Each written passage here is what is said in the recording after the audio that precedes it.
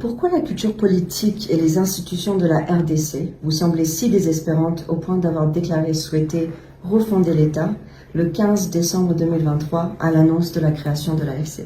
En effet, mon expérience électorale et la gestion de la CENI, comme je vous l'ai dit tout à l'heure, m'a permis de comprendre aussi beaucoup de choses. C'est une expérience très riche qui a permis de comprendre le Congo.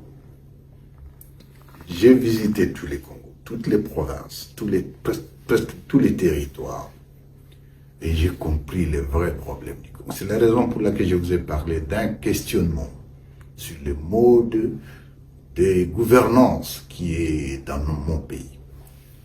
Ce qui est sûr aujourd'hui, 60 ans après l'indépendance, il est malheureusement constaté que nous continuons à blâmer les autres. Nous continuons à trouver les boucs émissaires. Nous continuons à penser que non, c'est d'autres qui doivent nous donner à manger, que c'est d'autres qui doivent sécuriser les pays, que c'est d'autres qui doivent faire ce qui est de notre responsabilité. Pour nous, ayant compris ces éléments, nous nous sommes dit, pourquoi depuis 30 ans, il y a par exemple la question d'insécurité permanente au Congo, surtout dans sa partie orientale. De l'Ituri, du moins des Ouélé en Ituri jusqu'au Katanga, au nord Katanga surtout, l'insécurité est permanente, surtout dans la partie de l'Ituri, au nord Kivu, au sud Kivu, Maniema. Et aujourd'hui, cette insécurité s'est élargie avec des conflits ethniques et même à la partie ouest, nous avons au Congo ce qu'on appelle l'absence d'autorité d'État. Je dirais même que c'est l'absence de l'État. Parce que le rôle premier de l'État, c'est quoi? C'est l'armée, la police, l'administration et la justice. Dès lors que ces 4 piliers tombent, il n'y a plus d'État. Et lorsqu'on arrive à ces niveaux, mesdames, arriver à ces niveaux des piliers qui n'existaient pas, ça devient une jungle. La partie orientale du Congo est en quelque sorte une jungle, où le Congo en général est une jungle. Conséquence, les groupes Maï-Maï naissent dans chaque entité. Aujourd'hui, on a compté avec le régime Tshisekedi plus de 300 groupes armés. Alors qu'en 2018, le Congo, bien sûr, qui avait des problèmes, le nombre de groupes armés avait déjà baissé jusqu'au niveau de moins de 30. Les bandits des autres pays, voyant que la jungle est au Congo, tous viennent au Congo. C'est le cas des FDLR. Bandits ou des anciens génocidaires, les terrains favorables, c'est là où il n'y a pas d'État. C'est pourquoi ils viennent où ils sont au Congo et ils fleurissent au Congo. Les EDF, des bandits ougandais ne pouvant pas opérer en Ouganda, mais aussi il y a l'ancienne opposition armée ougandaise de l'armée, on appelait ça des CONI, ne pouvant pas opérer en Ouganda parce que là-bas il y a un État. Tous viennent là où il y a la jungle. Il faut ajouter dans le nord les Mbororo qui viennent des pays voisins, l'Afrique, le Soudan du Sud, la RCA, même les Tchad, ils viennent au Congo parce que c'est la jungle. Comment gérer cette question? On se voit que non, il y a un problème. Pour trouver une réponse radicale à cette question, surtout d'insécurité, il est nécessaire de refonder l'État. Notre objet en tant qu'Alliance Fleuve Congo, le premier objectif, c'est refonder cet État. Et cet État, c'est réhabiliter les 4 fonctions régaliennes. Les 4 fonctions régaliennes de l'État dont je viens de parler, l'armée, nous n'avons pas, vous voyez comment les FARDC, comment ils se comportent. La police, il n'y en a pas. L'administration, c'est la corruption qui a élu domicile et surtout la justice qui est plus que malade. Une justice qui obéit aux ordres d'un dictateur. Voilà, c'est ce qui fait que non, la solution radicale serait celle-là. Mais la notion de la démocratie aussi. Oui, nous avons eu 4 cycles électoraux. Comment la démocratie se comporte? Et comment quelqu'un qui est arrivé au pouvoir de la façon dont on connaît, essaie d'ériger une démocratie, une dictature sauvage. Tout cela, c'est ce qui nous a amené à dire, oui, il nous faut refonder d'abord l'État. L'abandon, je dirais pas l'abandon, la démission à ses fonctions, M. Tshisekedi a permis plus ou moins de croire aux Congolais que pour défendre la République, il faut inviter les mercenaires et non son armée. Il faut inviter les Burundais. Il faut inviter les Ougandais. Il faut inviter, je ne sais pas, plusieurs armées qui opèrent ici, madame, aujourd'hui, parce qu'on parle souvent du Rwanda, au Congo, parce qu'il n'y a pas d'État. Quels sont les pays qui sont opérationnels au Congo? Le Burundi est au Congo. Les FDLR rwandais sont au Congo. Les EDF ougandais sont au Congo. Les Ougandais, même officiels, sont au Congo, l'armée. Vous avez les Sud-Africains qui sont au Congo. Les Tanzaniens sont au Congo. Les Malawites sont au Congo. Mercenaires européens qui étaient au Congo. Je ne sais pas s'ils sont tous partis.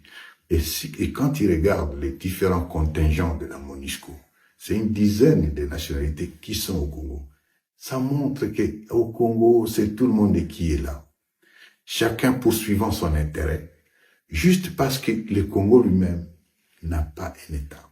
C'est pourquoi il faut refonder l'État. C'est la raison pour laquelle nous devons refonder l'État pour permettre à ce que le Congo vive comme les autres pays. Je voudrais parler ici du fait que nous devant cette faillite de l'État et devant le fait qu'il y a la dictature qui était là, ensuite, en plus, la question de la mauvaise gouvernance. Mais la mauvaise gouvernance du régime de Kinshasa, qui fait qu'en 6 ans, M. Tshisekedi a divisé le pays. Mais pour M. Tshisekedi, au mieux, c'est sa tribu, et au pire, c'est plutôt sa famille.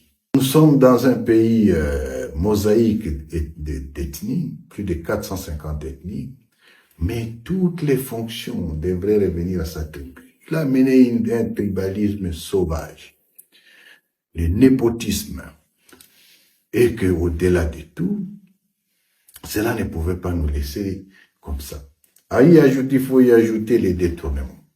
Mais sur le plan politique, la répression des opposants, avec le régime de Kinshasa, l'opposition vous amène soit à la mort, soit à l'emprisonnement ou à la condamnation à mort, soit alors en exil.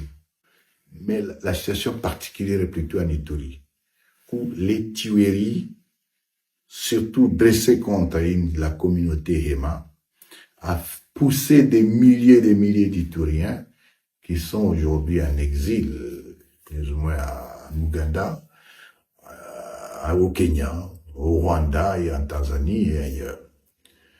Ça, c'était sur le plan politique. Mais sur le plan politique aussi, il faut parler de son illégitimité. Tout le monde sait que M. Tshisekedi n'a pas gagné l'élection, ni en 2018, et moins encore en 2023, où il a carrément fabriqué des chiffres en faisant une élection pendant 7 jours, au lieu d'un seul jour. Et tout ça après avoir monté une architecture électorale composée seulement avec les hommes de sa tribu, la Cour constitutionnelle, et les procureurs, et les présidents de la Cour, membres de sa tribu. Ça, c'est pour la dimension judiciaire des élections. La commission électorale elle-même, le président, membre de sa tribu. En ce qui concerne le financement des élections, que ce soit le ministère des Finances ou la Banque centrale, membre de sa tribu. Alors, quand on va au niveau de la sécurisation des élections, c'est le ministère de l'Intérieur à l'époque, il fallait que ça soit toujours membre de sa tribu. C'est-à-dire que même pour préparer ces élections, on préparait les élections en parlant la langue de sa tribu, et ils ont fabriqué des chiffres différents. Alors cette légitimité ne pouvait nous laisser indifférents. Nous devions agir. Mais quelle était la bonne approche pour ce faire? Oui, il fallait un combat politique, mais quand l'opposition n'a pas de place dans un environnement comme celui-là, nous n'avions pas de choix. que recourir à la force. Et ce, conformément à l'article 64 de la Constitution, qui nous autorise justement à barrer la route à toute personne qui oserait s'accaparer la démocratie comme il a fait. Nous sommes donc joints à ceux qui étaient déjà dans la lutte, c'est-à-dire les M23, et nous avons mutualisé les efforts pour créer l'Alliance Fleuve Congo le 15 décembre 2023. C'est quoi l'Alliance Fleuve Congo? C'est devant les problèmes qui se posaient, au-delà des questions politiques, au-delà de l'absence totale d'État, mais aussi au-delà du fait qu'il y avait des problèmes de mauvaise gouvernance, il y a un autre problème qui est le problème identitaire. C'est-à-dire que certains compatriotes qui sont rejetés, à qui on réunit la nationalité, et c'est depuis toujours, particulièrement la communauté rwandophone et surtout les Tutsis, à qui on refuse la nationalité. Donc, les questions, l'absence d'État, les questions politiques, et puis les questions de mauvaise gouvernance, et cette question identitaire de stigmatisation, de discrimination contre d'autres communautés, surtout du fait que nous, ils parlent le Kinyarwanda ou à cause de leur faciès, ces quatre éléments nous ont mis ensemble et nous avons créé l'Alliance. L'objectif de l'Alliance, c'est dit donc, en termes simples, y a-t-il une différence entre l'Alliance Fleuve Congo et le M23? Non, c'est plutôt que le M23 est l'une des composantes de l'Alliance Fleuve Congo. C'est-à-dire l'Alliance est composée avec le M23, avec d'autres regroupements dont on n'avait pas en politique, avec les regroupements politiques, avec la société civile, avec d'autres mouvements armés. L'Alliance Fleuve Congo est donc la plateforme à laquelle appartient aussi bien le M23, à laquelle appartiennent aussi les personnalités et les partis politiques, à laquelle appartiennent aussi les membres de la diaspora et à laquelle appartiennent aussi les organisations de la société civile. L'objectif de l'AFC, c'est quoi? En 30 ans, il y a l'insécurité. Comment éradiquer définitivement cette question? C'est ça l'Alliance Fleuve Congo. Notre vision, c'est ramener le vivre ensemble. Que les communautés vivent ensemble les unes à côté des autres. Mais que ça ramène la paix après avoir installé l'État pour permettre la paix, pour permettre la réconciliation des Congolais eux-mêmes, mais vivant en paix au Congo, mais aussi la paix avec la sous-région. Parce que tant que nous serons un non-État, nous serons toujours un fardeau pour les autres. Et les autres auront toujours des justifications d'être au Congo.